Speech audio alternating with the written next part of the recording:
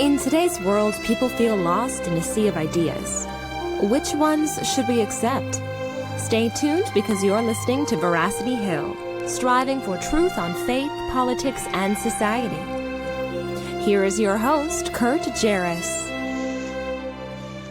Well, a good day to you, and thanks for joining us here on another episode of Veracity Hill, where we are striving for truth on faith, politics, and society. It's a pleasure to be with you here this week. I'm very much looking forward to today's topic. We're looking at this is the first Saturday of the month, and so our what we started last month was a Worldview series. And so today we're going to be looking at the topic of Islam. But before we get into that, we've got just a few announcements. Let me thank a number of folks that listened to last week's episode. It was very well listened to. So thank you to all those that tuned in to the spiritual condition of infants. We've got 2 live streams going today in our attempt to come back to you. We've got we have some ground to make up. Excuse me. And so we've been trying to upgrade to another system here that'll give us overlays. And so as we've struggled through those difficulties, and we're still working on some things, we wanted to make sure we've got this down right. So we've also got our Mevo system going on my personal page as well. So that way we've got something going there for our live streamers. So thank you so much, those that are tuning in. If you've got questions, I'm going to try my best to keep tabs on the comments. No promises on that, though. So we'll see how that goes. Coming up in 2 weeks' time, actually, is Reliable. Can You Trust the Bible? Presented by Defenders Media. We're going to be doing a one-day seminar in Wheaton, Illinois at Faith Covenant Church. We're going to be looking at myself and Ted Wright of Epic Archaeology. We're going to be speaking on a number of different topics, such as what the evidence might be for the Exodus and the conquest. What is the Old Testament storyline? Why are there differences in the Gospels? And other issues like the New Testament canon and such. So we'd love to see you there in Wheaton, and we're hoping to live stream. So we'd love to have you tune in as well. So that's on March 18. One point of note here is for our regular listeners, you'll know that we usually have a call-in line. However, today, because our guest is in the UK, we're using Skype in order to communicate with him. And so we're not going to be taking calls during this episode. However, you're always welcome to leave a message. You know, if you want to have your voice heard on the show, you can do so. So you give us a call. The number is 5052-STRIVE. That's 505-278-7483. And so you can leave us a message during the week. We've actually got a voice message earlier this week that we'll be playing at the end of the show, and I'll be addressing the question there. You can also text me, though, if you want to get in touch with me. That's a great way for you to contact me. So then all you've got to do for that is text the word Veracity. That's VERACITY to the number 555-888. It's totally free, and it's a texting list that I have where I can communicate to you guys, let you know what's coming up on the show, or if you maybe missed something. And you can reply back in those text messages. I will see those in the system that I'm looking at right now on our computer. So last week we had a couple texters text in, so it's great to engage with listeners like that. All right, we've also got another segment. I don't want to surprise you. So at the when we have our break, after the break, normally our tradition for 33 episodes has been to do a segment called Rapid Questions. We're going to take a break from that segment for the time being, and we're going to do another one called What Do You Meme, where I will be looking at a couple memes out there. And if in the future you want me to address or help you explain some of the memes, or really even just respond, how do we respond to this? That's what that segment of the show is going to be devoted for. So I've got a couple of those for you today, and we'll be touching on that after the break. Okay, I think that does it for the announcements. And so now it's my great joy to welcome onto the show Nazam Guffoor, who is a Muslim apologist, and he lives in London. He is very knowledgeable in New Testament criticism, and here today, while we're not getting too much into New Testament criticism, we're going to be talking about Islam because he's a Muslim, and so he's going to help us understand what Islam is and some of the questions that we might have for him. So Nazam, thank you so much for coming on the show today. It's a pleasure to be on, Kurt. Great. Thank you for having me. Yeah, and so for our listeners, Nazam and I have actually met in person. We've had a number of different conversations, whether I've visited London and even when I lived there. Nazam, you're very active in the Muslim apologetic community there in London. You go to Speaker's Corner like every week, and I imagine you're still doing that. Is that right? Yeah, that's right. It's changed over the years. It's a bit different from how it was when you were there before. Okay. It's become more religious and less political. So. Okay. Interesting. Yeah. Huh. I guess maybe are more political, especially with Brexit and all that being the talk of the town for probably a couple of years now for you guys, huh? That's right. It's a good time to visit the UK as well because the pound's quite cheap now. Yeah. So, yeah. Yeah, that's right. But yeah, so you've been a long time participant in these discussions, and what's really nice is you even attend the Christian events, if I can say that. I mean, I know a lot of apologetic events are open to the public, but you sort of are devoted to attending really almost any local event, just so you can talk with people and learn more. And so, that I want to say thank you for doing that, because I think that's a good thing for folks to do that. And I appreciate the organizers for allowing me to be there and, sure, being hospitable as well. Mm-hmm. So it works both ways. So yeah, great. Okay, so let's get the conversation rolling here a little bit. So again, this show is on Islam. We haven't really covered Islam on the podcast yet. So for our listeners, perhaps just let's start off with a broad question, and then that'll lead us, into a nice conversation. So how would you describe Islam to someone? I mean, I can only describe Islam and invite someone to Islam from what I understand, rather Mm-hmm. than from what others understand Islam to be.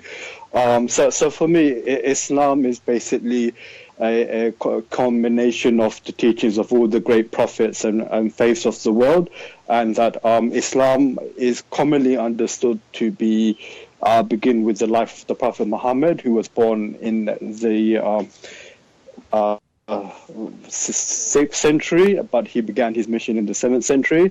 But really, Islam began with the first man, and we believe first prophet on earth, with Adam.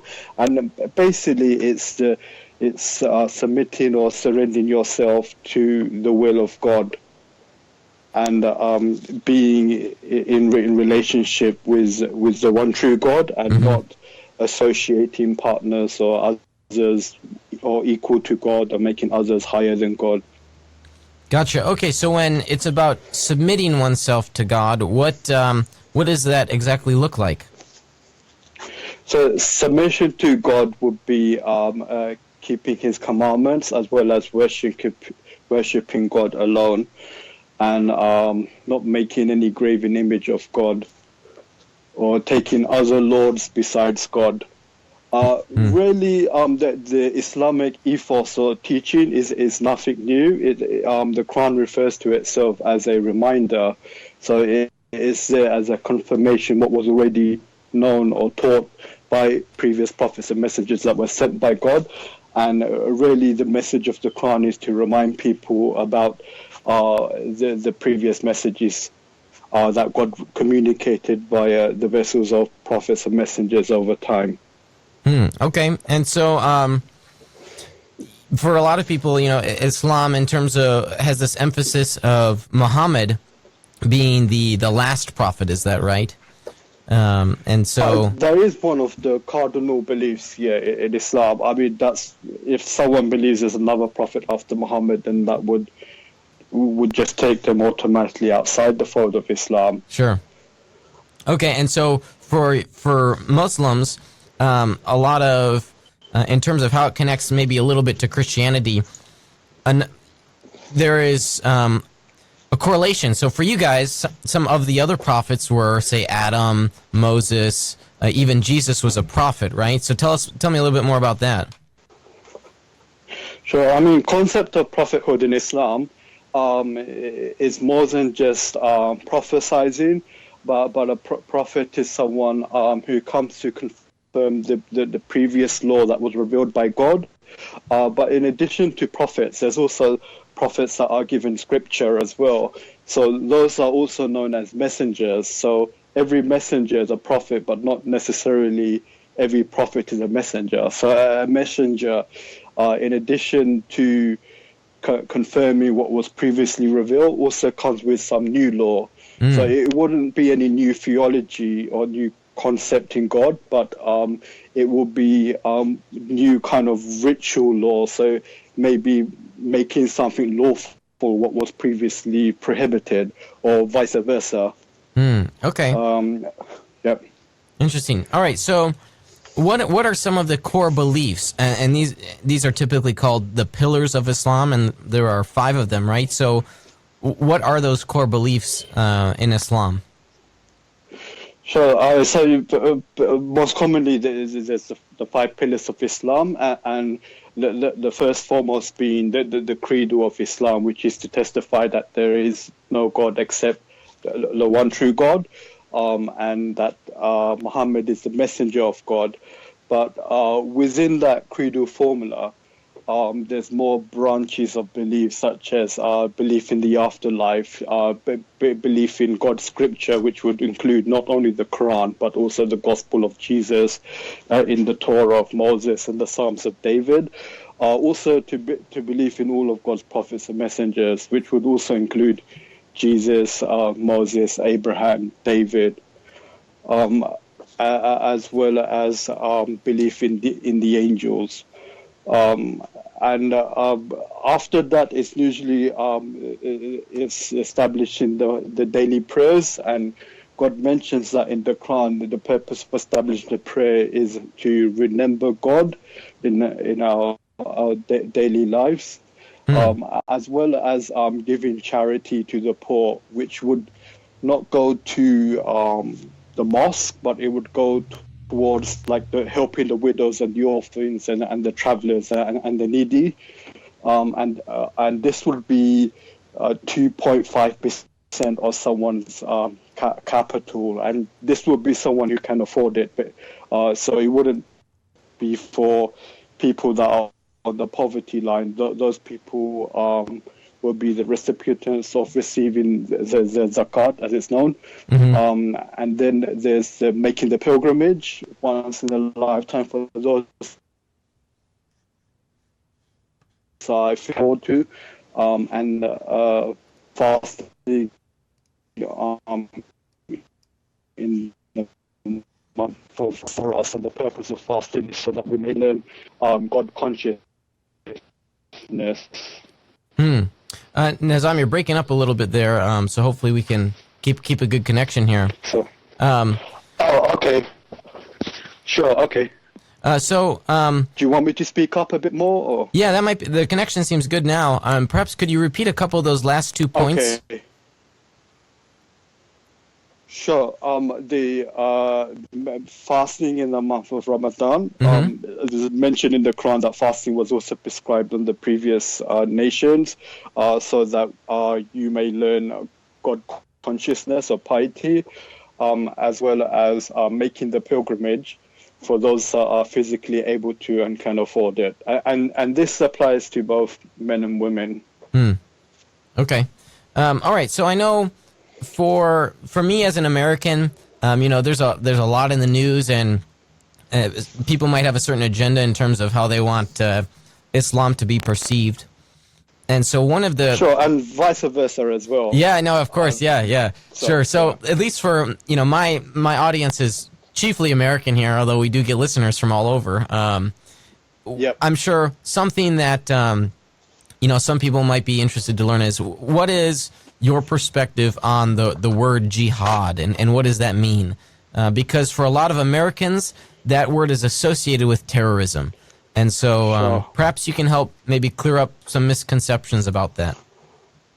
I mean, it's understandable, especially like when you constantly seeing Muslims and Islam in the media, and conjures up like of bloodshed and killing.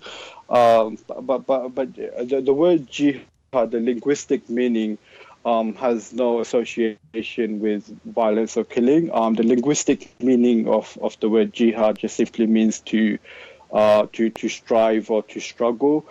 Anything that involves a form of struggle is a jihad.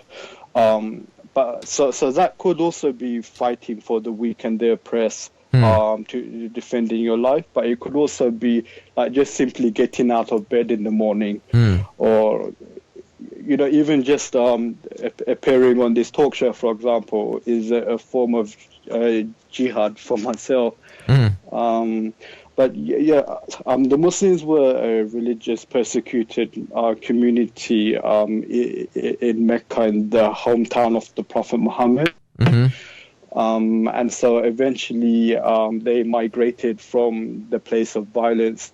So initially the first migration was done to Abyssinia, which was actually a Christian country, in which the Christian king there granted Muslims asylum, where they were allowed to live in peace with others. However, the Prophet Muhammad remained in Mecca, and eventually he was invited to Medina, which was about over 200 miles north from the place of Mecca. But the Meccan pagans wouldn't leave them alone, and so they went to Medina and they started fighting and war. And so some of the first verses that was revealed with regards to this was that permission has now been granted during that Medinan period. Exactly, to fight back. Right. So just sort of in a nutshell, so jihad could, like you said, it can be a very broad term. Sometimes it just refers to, the personal struggles that we have, the spiritual battles. Other times it does, in historical context, refer to physical battling and fighting. Would that be a fair assessment of the word jihad? Well, actually, there's a hadith or a report of the Prophet Muhammad in which, after he was returning from an onslaught, and in which he said that now we've left the small or the minor jihad, and now we're going to the greater jihad, which is the inner struggle or fighting with one's own demons. Sure. Yeah. So not to deny that linguistically the verb can be used to refer to like fighting in war, but it also has a broad meaning as well. Sure. Okay, cool. All right, so I guess then, I think that probably helps to answer what might be the biggest question on folks' mind, and of course, I'm sure, and I know, and you and I both know, because we've talked about this, we've discussed even on Facebook, that we could delve deeper into it, but we'll have to do that another time. So I would like that. Yeah. So, but for the sake of moving along here, so what would you say are the key differences between Islam and Orthodox Christianity? Well, in my understanding, I see there's more similarities rather than differences. However, the differences that do exist, those are significant differences. So the key difference for me would be the divinity of Christ, the concept of the Trinity, and also original sin, if you believe in original sin. I know not all Christians do, but yeah. Right. Yeah, and what that means. So sorry, I didn't mean to cut you off. So are there... No, it's fine. And usually it's also the crucifixion of Christ as well, whether Jesus was crucified. But for me, that's not as significant as, say, the divinity of Christ or the divinity of God. Sure. Okay, maybe we can talk about that last one first. So the crucifixion. Why? Explain to us why that would be maybe a point of contention. For Christians, there it is in all four Gospels, and even a number of extra-biblical historians, even non-Christians historians, talk about that. So why is that a point of contention between the two worldviews? shouldn't really be a point of contention, because even like when the Quran mentions the crucifixion of Jesus, it does so not within the context of criticizing Christian theology, but it does so within the context of criticizing the Jews that were demanding for some sort of miracle. And in that context, the Quran says that they asked Moses for a greater miracle, in that they asked Moses to show them God face to face, as well as they killed the prophets that were sent to them, as it's mentioned like in Matthew 23 when Jesus says, you stoned or slaughtered those that were sent to you. And then in that context it says, and they're saying that we killed the Messiah, Jesus, son of Mary, messenger of God. The Quran says they neither killed him nor crucified him, but it appeared as if they had crucified him. Right. Okay. So from your perspective, then Jesus didn't actually die on the cross. Is that right?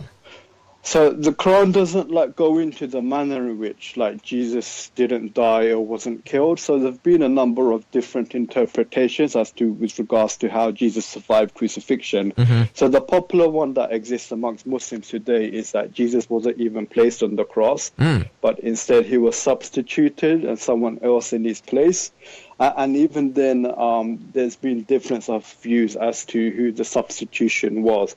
Was it Judas Iscariot, the one who betrayed Jesus, or was it a volunteer who took Jesus' place? Gotcha. But another possibility is that Jesus could have been crucified, but just not killed, because the verb crucifixion has an ambiguous meaning. It could mean that the person was hanged on the cross, but it could also mean that the person actually died by crucifixion. Like in Mark's Gospel, it says that Jesus was crucified on the 9th hour, but there it means that he was simply put on the cross at the 9th hour. But then it also mentions in Mark's Gospel that the Jews wanted to crucify him, and there the verb means to kill him and not just simply hang him on the cross and then take him back down. Gotcha. Okay, well let's move along to maybe I'll just work in reverse order here, to original sin. So what I know, this is this is actually my bread and butter. This is what I study for my doctoral dissertation. Okay. But as you perhaps know, there are different views on this within Christendom. So, but from your perspective, since this was one of the 4 points where you saw differentiation, what do you understand by original sin, and why is that a point of contention for you? Well, for original sin I think it was initially defined by Augustine, and from what I remember, original sin is the sin of Adam eating from the tree, but then Adam inherits some form of moral guilt, which is passed down to his offsprings. I see. So specifically, the guilt being passed on. Yes. Gotcha. Is that correct? I know there's different models of original sin as well. And like I said, I know not every Christian believes, like Dr. William Lane Craig and Douglas Jacobi as well. Yeah. So there are... so I would say that original sin is a doctrine of sub-doctrines, and so guilt is one of those aspects. Basically, original sin asks the question, what did Adam pass on to us? And so, there's the most controversial one is guilt, but other things Christians widely agree upon. So, for example, that Adam passed on mortality, and that we inherit a propensity to sin. A more extreme position on the propensity would say that we're unable to do anything objectively good without divine grace. And so some Christians, a lot of Christians actually reject that idea as well, but some do embrace that as being part of original sin. And so there are a couple other things as well, but it's just to give it in a nutshell, that's it. But so it sounds like from your perspective, then in terms of here's a big term, theological anthropology, Muslims... I don't know what that means. So just the theological study of man, right? The nature of man. Okay. So what does Islam then think about, human freedom, for instance? Well, that would be one of the reasons why I would reject original sin, because of free will. Like, for us to be judged, we have to have the choice to either sin or not to sin. Yeah. And also, this is just a bit of a side note. This is also why I reject the death penalty for apostasy as well, because people should be free to choose in whatever religion or no religion as they please. So because the Quran clearly says whoever wants to believe in chapter 18, whoever wants to believe, let them believe, and whoever wants to reject Islam, let them reject it. So it doesn't specify. But and also there's the day of judgment, and how would the judgment be passed if people were simply forced to believe in something that they didn't, or did something because they were being forced to? Sure, yeah. And okay, so then I guess maybe a more specific question is, in Islam, is there a doctrine like original sin, maybe not identical to, but basically the idea that we inherit some things from the fall? Is there something like that in Islam, or is each person sort of like a blank slate? Is each person just like Adam or Eve? Basically, everyone starts out with a clean slate. So whether you're born in a Christian home or Muslim home or an atheist home, for that matter, everyone is born sinless. However, sin, we do recognize that sin does have consequences and ramifications. So when people commit sins, it does have consequences on other people's lives as well. So by Adam eating from the forbidden tree, that did have consequences, like for future generations. Sure. But even our understanding is God knew that Adam was going to eat from the tree, but this was to prepare Adam for life in this world. But God placed him in the garden in order to teach him a lesson that the devil is his enemy, and that he should be on guard, and that when the devil does tempt him or lead him astray, he should repent to God, and God will forgive him. Gotcha. And this is a moral lesson for us as well. Gotcha. The devil will try to lead us astray, but just like he did with our foreparents, but we should turn back to God and seek his forgiveness, and God will forgive us as he forgave Adam and Eve. Okay, yeah. Cool. All right, well, Nazam, we've got to take a short break here, and then we've got another segment after that, but I'll touch base with you in a few minutes here on Veracity Hill after we take a short break from our sponsors. Sure. You're listening to Veracity Hill, striving for truth on faith, politics, and society.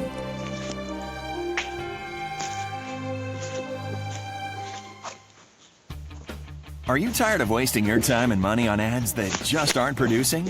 What if there was an easier way to get great advertising results with tons of traffic and social engagement to your brand without wasting your time or money?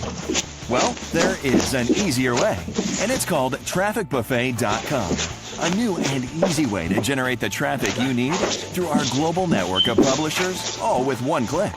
Explode your site traffic and send tens of thousands of potential customers to your site daily. Build your brand with our social campaigns like Facebook, Twitter, YouTube, and more. Our dedicated account reps provide amazing support. So don't wait. Get started today. Trafficbuffet.com. Measurable results, driving success. Evangelical Christians are talking about hell. What if we believe what we believe because we've always believed it? What if the gospel is really a matter of life and death? We want you to open your mind, open your Bible, and rethink hell. At rethinkinghell.com, evangelicals look at what the Bible says about hell, putting conventional and controversial views to the test.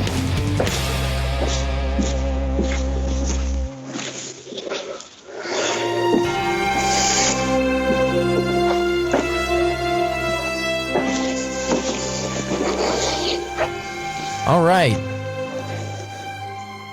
Thanks for sticking with us through that short break from our sponsors. And now we're going to enter into a segment of the show called What Do You Meme? And so to usher in this inaugural point here, and Nazam, I'm wondering, we've got a meme that we're going to be dealing with that I'd love to get your thoughts on. So first, let me introduce this new segment, and I'll talk about a meme, and then the second one I want to get your tips on. Would that be all right? Sure. Great, awesome. All right, so here's this. I love playing these clips on the show here. So here we go. Here's What Do You Meme? All right, yes, if you are pop culture aficionados, that is Justin Bieber with What Do You Mean? But of course, the word there, I mean, he's not super strict with the N in mean, so you might mistake him to be saying meme. What do you meme?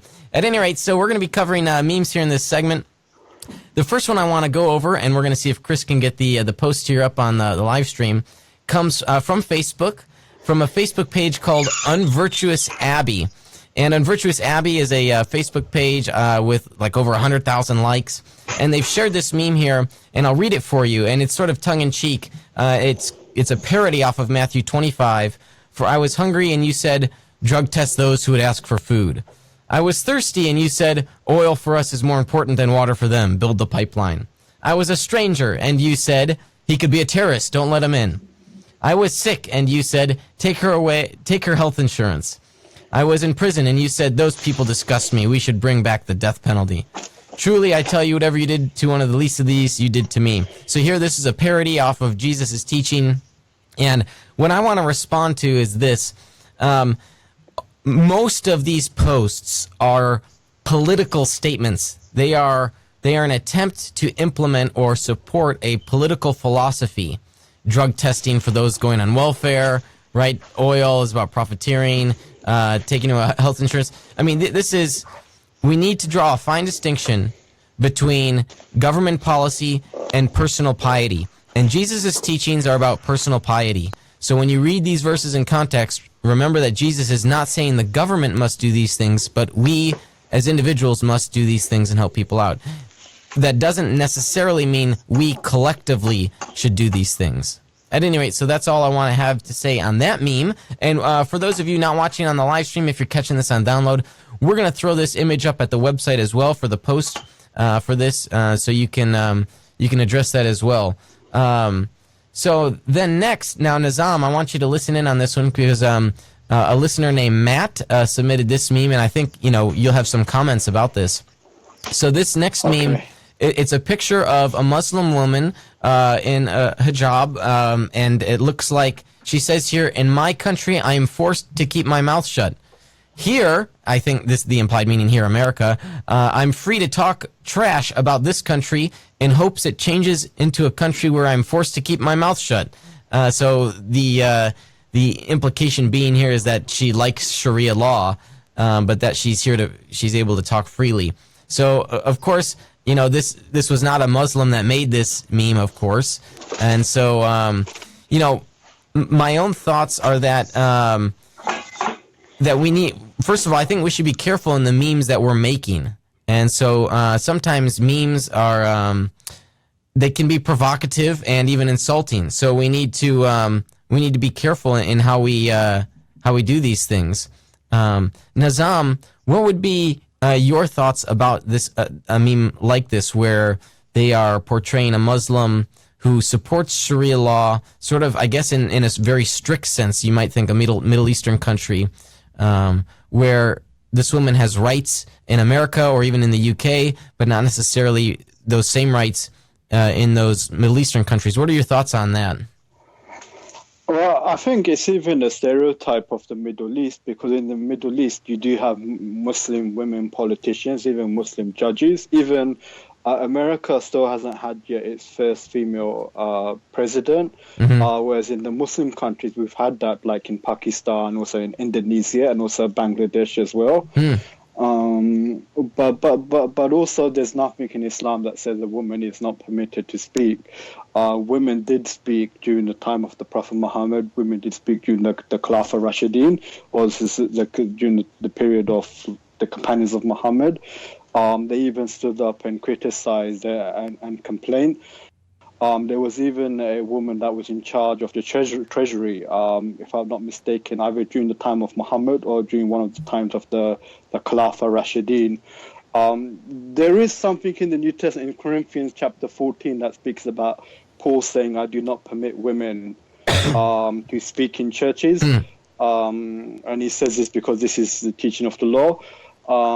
So he should really maybe try to explain that verse, how he would interpret that in a modern I see. context. So at least in terms of your defense, then you would say, well, this comes from a misconception about how countries which have Sharia law are treat women. Is that right? In terms of your defense, sort of against this meme, that women do have places even of authority and are able to speak freely. So maybe there's a bit of a misunderstanding there. Well, at the same time, I mean, it seems that there is, in comparison to America at least, there is a much stricter view of freedom of speech and freedom of press. Is that a correct observation from my view? I've not lived spent enough time in the Middle East. So I prefer not to say something wrong and not be fair on the people living in those countries. But definitely in the West, I was born in the West and I grew up in the West, and definitely there's freedom of speech in the West, and I definitely feel comfortable, and I'm happy living in the West, and I don't want to impose or force my beliefs on others. And people, just as I have a right to criticize other people's beliefs, likewise, people have the right to criticize my own beliefs as well. Okay, cool. Well, that does it for our segment, What Do You Meme? Okay, so Nazam, before the break, we were talking about, you had first introduced to us what Islam was, your understanding of it, and then, and just shortly before the break, you had told us sort of 4 points where you found a differentiation between Islam and Christianity. And so those 4 points were the divinity of Christ, or divinity of Jesus, the Trinity, original sin, and the crucifixion of Jesus. And we were working backwards through crucifixion and original sin.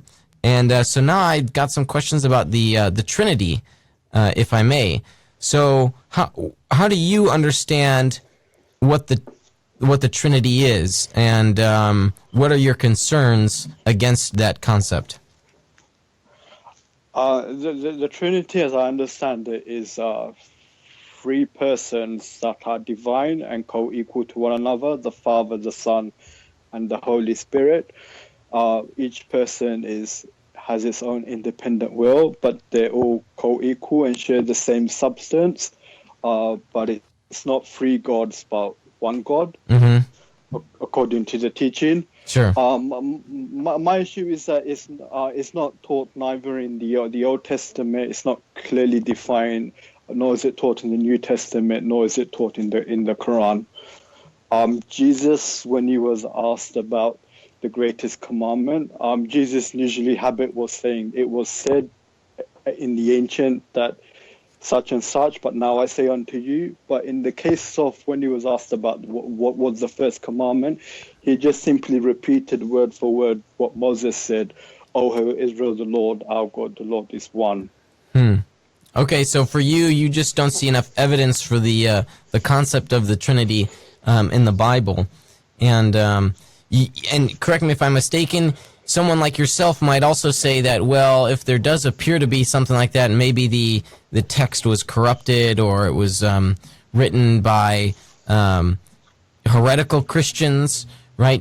Because from your perspective, the New Testament has been corrupted, and so you might find passages that are compatible and consistent. There was actually a passage which was the closest approximation to the Trinity. Oh yeah, in the King James Bible, yeah, that's right. But it's not in other editions, and part of that's because these other editions are using the earliest sources that we have, and so they've taken out that verse out of integrity for scholarship and accuracy.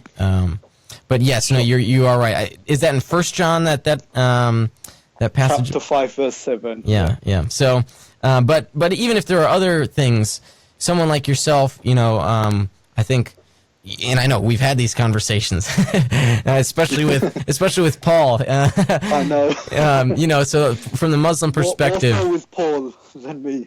yeah, that could be. But so for our listeners who don't have much of an awareness, the way that someone like yourself might interpret certain passages in the New Testament might be contingent upon almost what the Quran says, right? Because the New Testament teaching has to be compatible with the Quran in order to be viewed as from, for example, the Injil, which was a revelation given from Allah.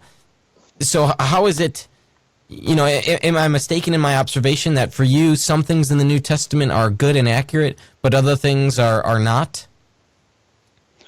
They have different levels or weights of evidence, so it's not like equal. So like the sayings of Jesus would have more authoritative value than, say, the sayings of Paul in his epistles. Okay. And then even within like the sayings of Jesus, there will be some sayings which will be more authoritative than, say, some other sayings. Like you have sayings which are multiply attested and independent from one another. So that would carry more weight than, say, a saying that's only been reported by one writer and not another writer. So Sure. it's like the hadiths as well, like the sayings of Muhammad as well. So those sayings that have been multiply reported in independent sources, they're more likely to be authentic or accurate than compared to something that's just reported by one author, one authority. Gotcha. And again, maybe you could explain to our listeners, what are the hadiths and what place do they have in Islamic theology? Hadiths are important. They're like extra Quranic material, and they give us a background of life of the Prophet Muhammad. Hadiths are basically traditions or sayings that people reported about Muhammad, sayings of Muhammad or his deeds or actions, and usually they're not narrations, but they're usually like snippets of information that are disconnected from one another. And the majority of them are based upon probabilistic knowledge, so they carry like different levels of authenticity and different levels of grading. So you find some hadiths that are just carry a single testimony, whereas other hadiths may carry multiple testimony, but may still be different in wording, but the meaning may still be the same. And then there's other hadiths which may have the exact, even word for word, the same. But those hadiths are few, unfortunately. Gotcha. And so, where could someone go to learn about, say, the life of Muhammad? Is the Quran a great source for that, or the hadiths a better one? Where can someone explore more and learn about the life? I would say the Quran itself, since the Quran itself is a contemporary document to the life of Muhammad, as well as his earlier source document. So the Quran gives us the characteristics of a Muslim, and the first Muslim was Muhammad, and Muhammad himself followed the Quran. So by following the Quran or reading the Quran, you get to learn about who was Muhammad, what he preached, and what he practiced and taught. So I would say, even in Western academia, the Quran is the bedrock in order to study the foundation of life of Muhammad, because it also makes reference to life events that were taking place during his life, because, as you know, the Quran wasn't revealed all in one go, but it was revealed over a period of 23 years during his prophetic mission. And so a large portion was revealed in Mecca, and then another large portion was revealed in Medina. And some of those verses comment upon events that were taking place, as well as they contain information about, like, people would ask him questions, and then the Quran would mention the question as well as it give the answer that was given to the questioner. So I would say the Quran is the best place to start. Gotcha. All right. So we've only got a few minutes left here. So I want to touch on the divinity of Christ here, which was sort of the first objection or point of differentiation between Islam and Christianity. So explain then why is it that the divinity of Jesus is something that Muslims reject? They see it as a form of idolatry or polytheism, because for Muslims the most important thing is the belief in one God and not to associate any partners with God, regardless of who it is, whether it's Muhammad, Jesus, or Mary. So in the same way as Protestants would criticize Catholics for venerating Mary and Joseph and angels, Muslims would also critique their Christian neighbors for venerating the Prophet Jesus. Gotcha. Okay, so for someone like yourself, how do you understand then a number of the sayings where Jesus appears to be making claims of divinity, or when he talks about the father-son relationship? How does someone like yourself understand those passages? Or are they later additions by, say, the Christian community?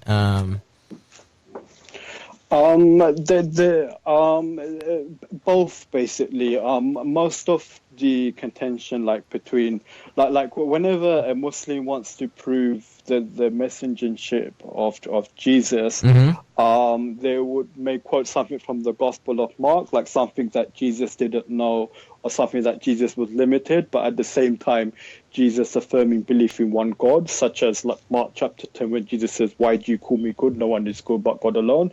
But whenever Christians want to prove the divinity of Jesus, they would normally quote from the Gospel of John, which is the last of the four Gospels to be written, and also is regarded as being the least historical among the four. And that's because there tends to be more theological language in the Gospel of John, right? Exactly. And it makes sense if there was that period of time. You had more time to kind of reflect about your beliefs, about what you wanted to say and preach about Jesus. Yeah, and for the listener, the Gospel of John, the vast majority of scholars think that John is the last of the four Gospels to be written. And so when Nazam here talks about that period of time, what he's talking about here is that there was a longer time even between the synoptics, or Matthew, Mark, and Luke, and the time that John was written. So there was an opportunity for the Christian community to reflect upon their beliefs. And so then we see those beliefs written down then more so in John than in the synoptics. Is that a fair assessment of your position, Nazam? Yeah, sure. Cool. I would agree to that. Yeah. Okay, so unfortunately we're already running short on time for today's show, and we've got another segment to get to, Nazam. So maybe I can just close out then with this final question. What would you say if you were to talk to a Christian? How would you convince them? So Christians have their way of sharing the gospel. There's like the Romans Road, or there's other tactics. How would you sort of approach a Christian and invite them to become a Muslim? What would be some of the things you would say? I'll start from the similarities, from the points that we agree upon, and then to not to shy away from the differences, but to do so in a loving, in a concerned way. That at the end of the day, we're not trying to win an argument, debate, and regardless of whoever comes to the truth first, as long as both of us, all of us, we end up in the truth. That's the main concern. Okay, cool. Well, Nazam Guffoor, thank you so much for coming on the show. And hey, I'm glad that we can talk again. It's been a while since we've chatted, and I'm sure we'll keep up the Facebook conversations. So thanks so much. I hope so. Thanks so much. Thank you, Kev. Of course, we'll have you on again. Thanks, Nazam. Thank you. Cheers. All right. So that is the topic of Islam, and you've heard it then from the perspective of a Muslim, and so it was nice to get his thoughts on today's show. Of course, I'm not going to agree with a number of his points, but and of course, I'm hoping perhaps at a later date we'll have sort of a response episode. But my first intention with the Worldview series here is to help you and inform you of what these worldviews hold. And so in order to best do that, although not necessarily, I'm trying to find folks that represent these views. And so I say not necessarily because we can still learn about Islam, even if we're not Muslims. We can learn about positions other than our own. Some people think we can't do that, or that we might be biased. Well, we might be biased, but we can even read their sources and read what they're saying. And now there might be points of miscommunication, but that's, it's true. That's why dialogue's important. But I still think that we can learn about alternative perspectives, even if we don't hold to those perspectives. And that's a point that I see and experience myself in the culture, talking to people. They think, oh, well, if you want to learn about Islam, you've got to become a Muslim. Well, that's simply not true. So you can learn about these things and not have to become them. So now it is my great pleasure to play this tune.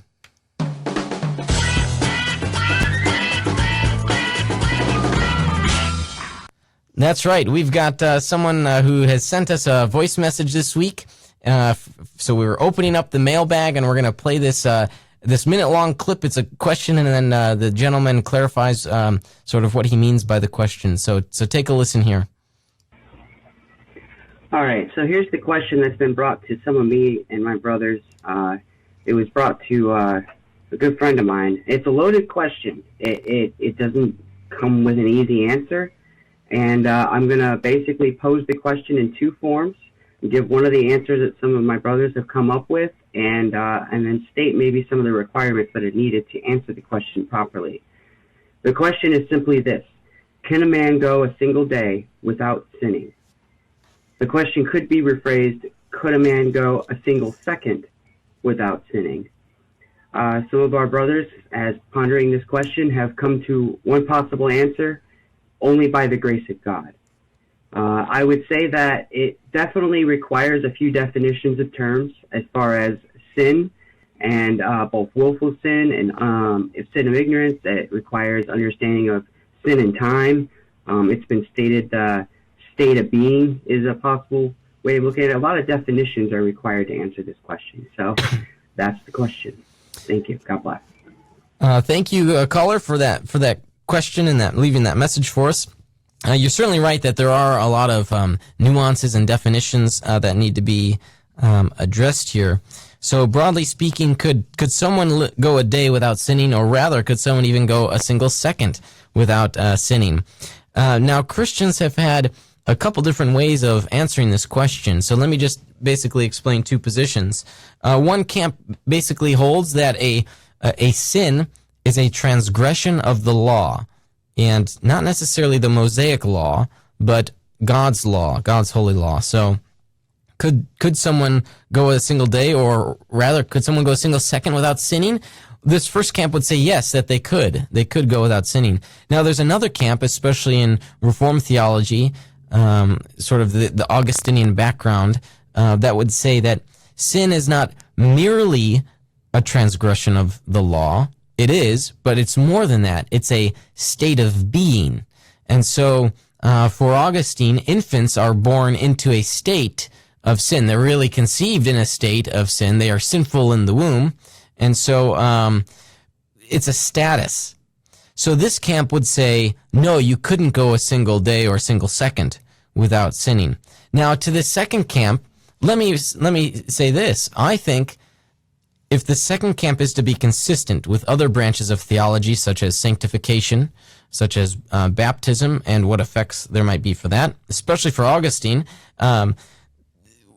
who believed that baptism washed away the effects of original sin, and even more so provided the means for divine grace, which led to salvation, then you could. If you're to be consistent, I would say then a Christian could go a single second without sinning. You're talking about a Christian. So, but what is just the state of unregenerate man, or the non-Christian? Could someone go like that without sinning for a single day, or rather a single second?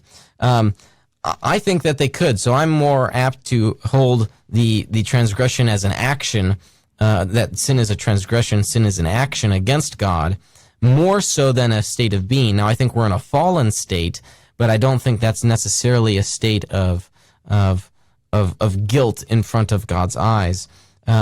So now, caller, to your question about or your comment there, that the answer that you call them brothers, I'm guessing Christian brothers there, perhaps you're talking about, the collective answer was something like only by the grace of God. Well, this lends itself to another issue too. How much grace does a non-Christian have? And this is one of my, shall we say, personal issues. I'm apt to think that the grace of God is greater than what we might think. And so what I mean by that is this, that we have a number of different perspectives in theology about the nature of man. And so some Christians believe that man can do no, I mentioned this earlier on the show, that man can do no objective good. And so it's only by God's grace that he can do an objective good. Here's my concern with that position. I think if you're talking about the nature of a man doing some action devoid of divine grace, you're no longer talking about man. You're not talking about a human being, because the grace of God is also found in the created order. So when even a non-Christian is eating breakfast, he's only doing so by the grace of God, because God has created humans in such a way to pick up food and put it in our mouths so that we can nourish our bodies. I mean, that's God's grace. So this concept that man can't do anything except from the grace of God, well, then you're not talking about man. You're talking about something else. And so that was one thing that I would sort of want to brush up against. Now, this could lead then to another nuanced discussion about God's grace. And what does that look like? There's general or common grace, and then there's efficacious grace, sort of what's necessary for salvation. And that is, a very good discussion. I like getting into that. And, you might be able to see where I stand there just by what I've explained thus far. But that might be a discussion then for another day. So thanks again for your call.